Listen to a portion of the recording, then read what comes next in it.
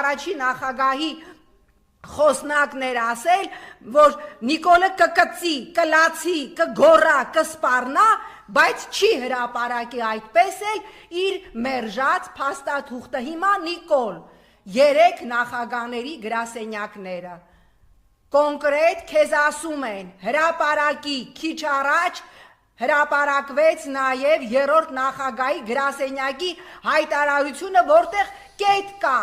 ասելով, որ դվաժդի կապիտուլյանտ, որ երկիրը տանում ես կրկնակ կապիտուլյացիայի հրապարակի, մինչև 2020 թվականը բանակցային բոլոր փաստաթղթերը։ Լավ, եթե քո ասելով մեկը կանդիցիաների մեջ է, մեկը սառնարանի ոտի տակ է, դու չես կարողանում գտնել հրապարակի 19 թվականին ԵԱՀԿ Մինսկի խմբի նախագահների կողմից